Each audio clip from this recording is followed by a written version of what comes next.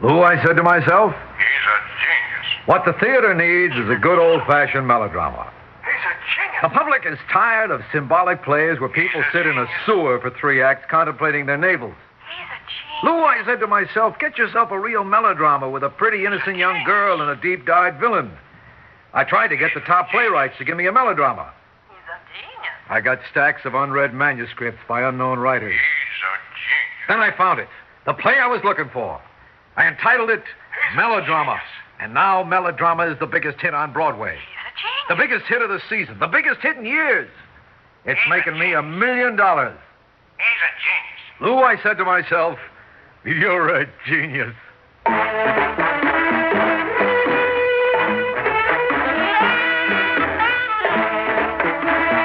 Theater 5 presents Melodrama.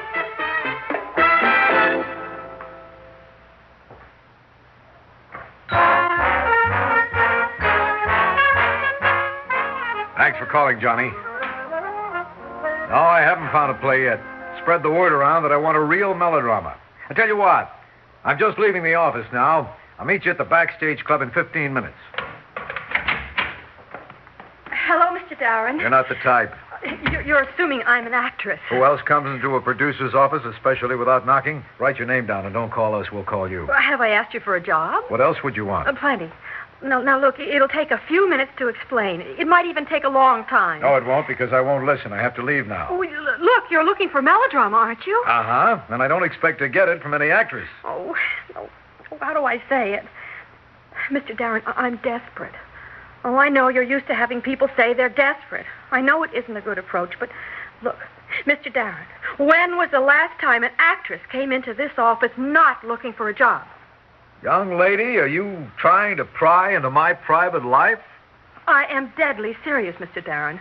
I want a favor, yes, but I'm not looking for a job. Please listen to me. What favor? Give me 5 minutes. I'll tell you what I'll do. I'm going to light this cigarette now, and you have until it's finished to tell me what's on your mind. All right. Oh, my goodness, I better talk fast. In the first place, I'm not from New York. Actresses never are. I come from a little town upstate.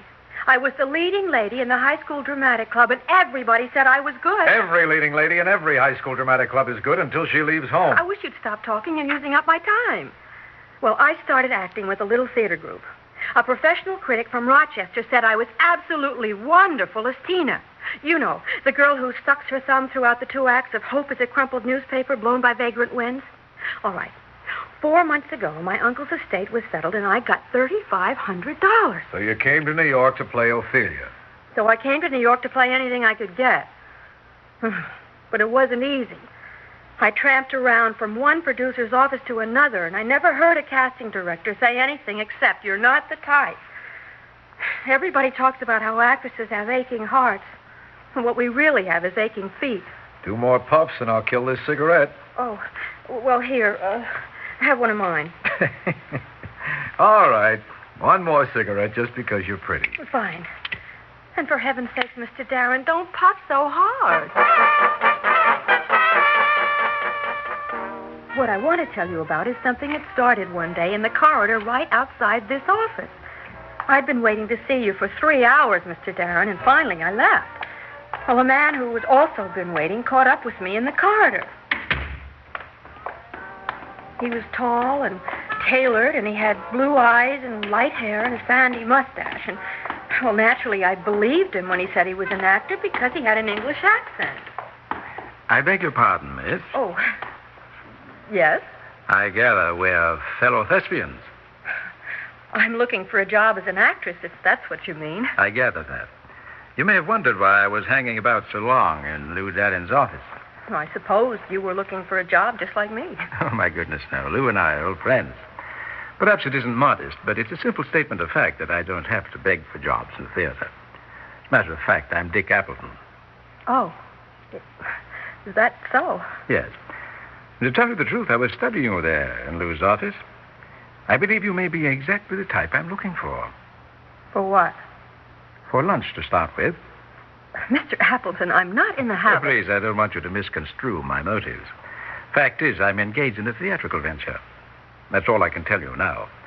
But if we have lunch together, if we talk together for an hour or so, I'll know by the end of that time whether you're the young, fresh talent that I'm looking for. You mean to act? On the stage? Exactly. Lunch? Lunch? It was a good lunch. And I found Dick Appleton very easy to talk to. Mostly because what we talked about was me. But by the end of the lunch, I still had no inkling as to whether he was pleased with me or not. Over coffee, though. Well, you are an interesting person, Miss Biddle. What I don't see is how you managed to live here in New York. Well, I do have a little money. Oh? Yes, but it's discouraging when no producer seems to take me seriously. Yes, of course. I don't suppose you have much money. My uncle left me $3,500. You know, I was wondering whether I ought to go to a dramatic school. Oh, I doubt that you need to. $3,500, you said? Mm-hmm. Well, I don't suppose there's much of that left. Oh, about $2,500. Ah, $2,500. Then you can sustain yourself during the rehearsal period. Would you say that again? Oh, sorry, my dear girl. Here we are. I've been talking for an hour, and it's obvious to me that you're enormously talented. Golly. You have incandescence. Oh, I've seen that word in drama reviews. You have luminosity. I have? Indeed, you certainly have. Now, let's get down to business. I'm associated in the production of a new play by... Well, I'm not at liberty to say who the playwright is yet. Of course. But he is one of our really fine modern playwrights. The play is symbolic. It's all about a girl surrounded with abnormal uncles and aunts, cousins and brothers and sisters, you know, who runs away to find sanity by living in a sandbox. Oh, the sandbox is symbolic. I knew you had a quick mind. And the writing itself, stark, almost incoherent. Oh, it sounds wonderful. Oh, it is. I'm sure it'll run 2 years. Now then, I want you to play the girl. The lead? The lead. But I don't want to unveil you to my associates until I've coached you for some time. Oh, I'll do anything you say. Splendid.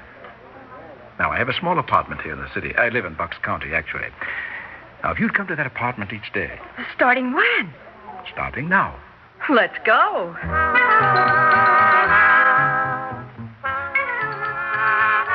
For 2 weeks, I rehearsed in that apartment. Mr. Darren, you have no idea how exciting and demanding he was. Why, sometimes he'd have me read one line over and over again, different ways for an hour. Oh, he seemed to know an awful lot about acting. Wait a minute. My cigarette's out. I know, I noticed. But I hope you're going to listen to the rest of it. I am, yes, and I'll tell you why. This man said he was a good friend of mine. Yes? I don't know anybody named Dick Appleton. I'm not surprised.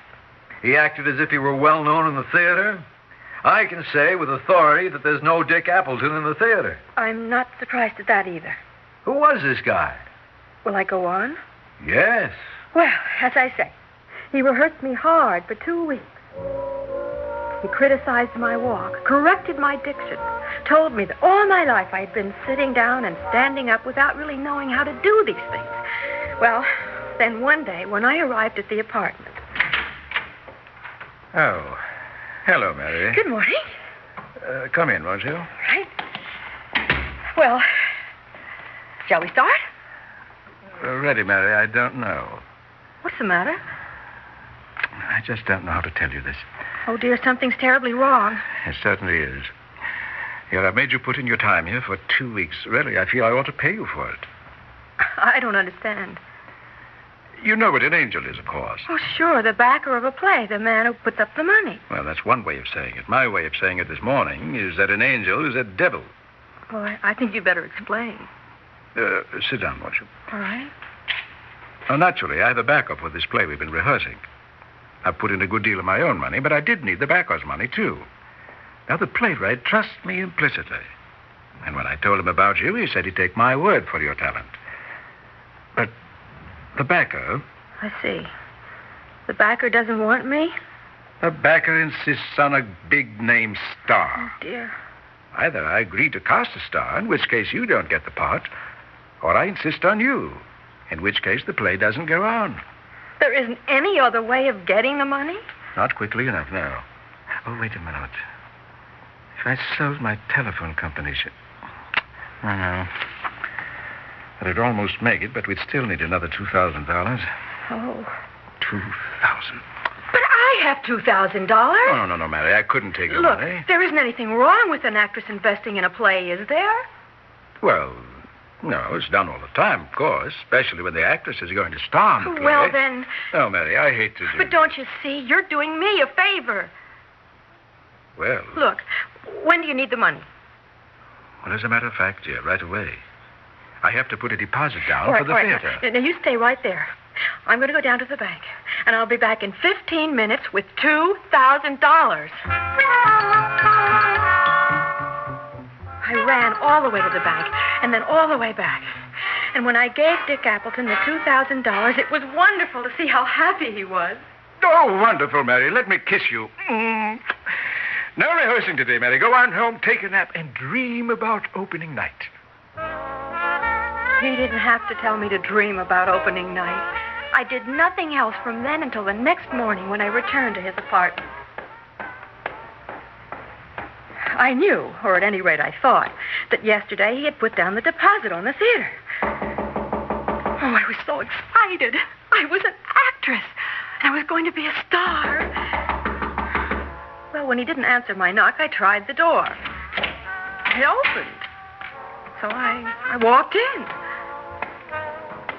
The apartment was vacant. All the furniture was gone. Dick Appleton was gone. And my money was gone.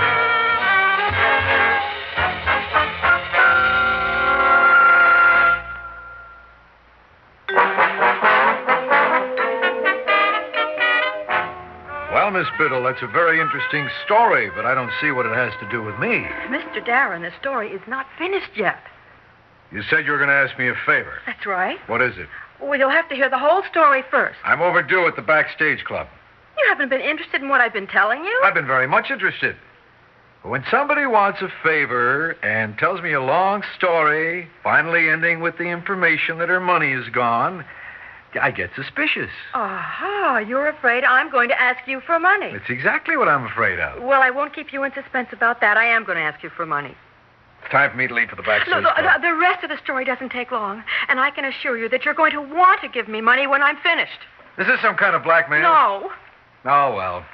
I'll admit you've got me interested. Go ahead. Well, I was left with less than $500, and you can't live long on that amount in New York. Of course, I tried to locate Richard Appleton, but the police told me there was no such person in Equity or the League of New York Theaters or in the Bucks County telephone book.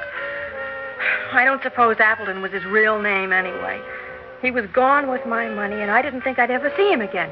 But then, just this morning, I went into a cafeteria on 23rd Street, and there he was, sitting alone at a table having breakfast. He didn't see me until I'd taken a seat opposite him. Excuse me, here, let me get that tray out of your way, miss. Oh. Oh. How do you do, Dick? I beg your pardon? I'd like my money back. I'm afraid there must be some mistake. We can start with the fact that you called me Dick, wasn't it? Actually, my name is Mortimer. Mm-hmm. I don't imagine your name is Mortimer any more than it is Dick, and I don't care what your name is. I want my money. Say, miss, are you quite sure you're all right? Perhaps I should call a doctor, or Perhaps I should call a policeman. Really, I don't know what this is all about, but by all means, let's untangle it, shall we? If you're looking for a policeman, there's one over there. Oh, where? Right behind you. Oh, well, then. Stop! Thief! Stop! Stop that man! Stop! Thief! Oh, of course he had tricked me. There wasn't any policeman there. He was just getting me to turn around. And now there he was running away from me, and I was screaming at the top of my lungs. But you know what New York is like. As soon as I screamed, "Stop thief," everybody in that cafeteria hunched over their coffee and pretended not to hear me. So I had to chase Dick Appleton myself. Well, he knew I was after him. He ran down the street, turned the corner, but he never got very far ahead of me. I didn't waste my breath. I knew no one would help me. Well, he turned another corner, and when I reached it, I was just in time to see him running up the steps of a brownstone house. And I pounded up the stairs after him. The nameplates on the doorbell revealed only one with the initials R.A., Roger, Amster, and 2B. I took a chance, and I went to 2B.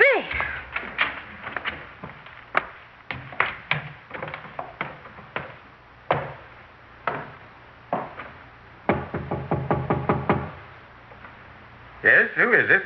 Exterminator. Oh, good. Oh. I think I'm in better condition than you are, Mr. Appleton. Hamster, or whatever it is. If you want to start running again, I can chase you all over town, but sooner or later you'll have to give me my money. Well, I guess the jig is up, eh? Why don't you come in? No, thank you. Look, if the money is in this room, please go get it and bring it here to the door. If you have to go out to the bank for it, I shall go with you. And if I've spent it? If you've spent it, you'll go with me to the police. Look, Betty, you may be able to outrun me. But really, I am taller and stronger than you are. Ow! Now, what are you going to do? Oh, I'm going to walk right past you and out of here. I think not. Now, listen, you let me go. To the police. Do I look like an idiot? I'm leaving. Are you really? Oh, yes, Oh, you wouldn't. Rather a pretty little knife, isn't it? Oh, no. Very sharp, too. Quite valuable. Not merely because it has a jeweled handle. Oh, you wouldn't dare use that knife. I'm afraid that's only your opinion. Oh, I'm getting out of here. Oh, no. No, stop it. No, stop it. Oh, my God.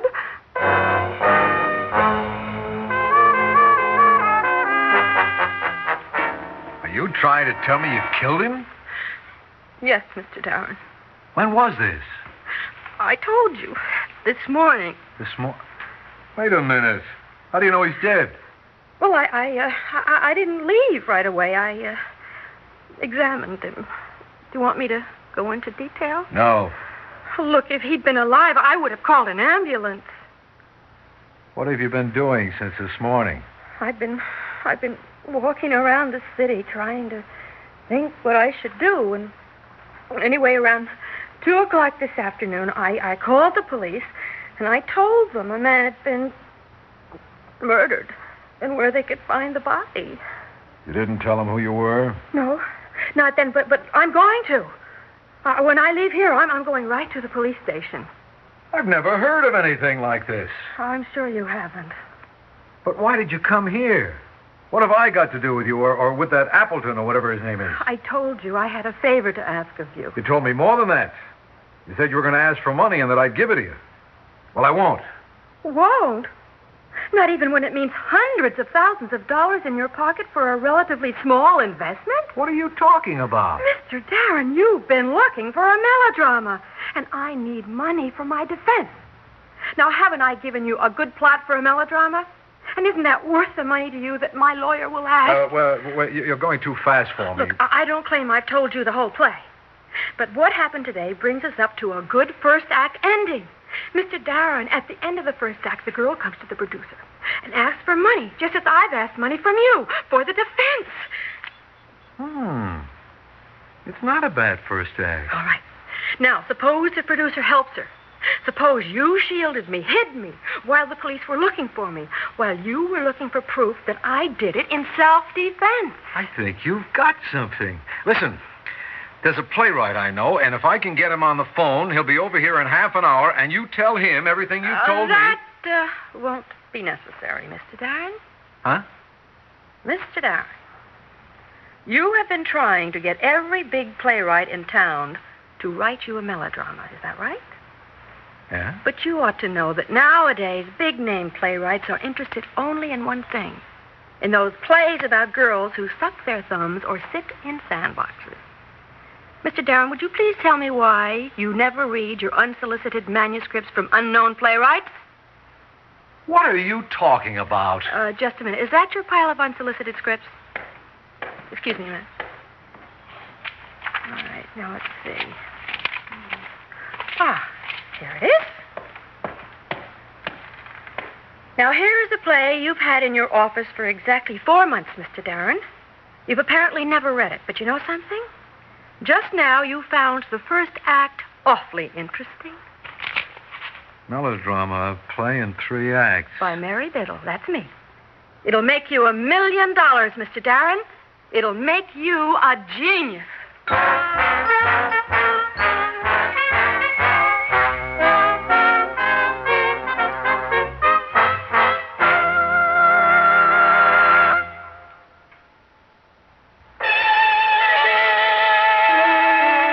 Theater 5 has presented Melodrama, written by Robert Senadella and directed by Ted Bell.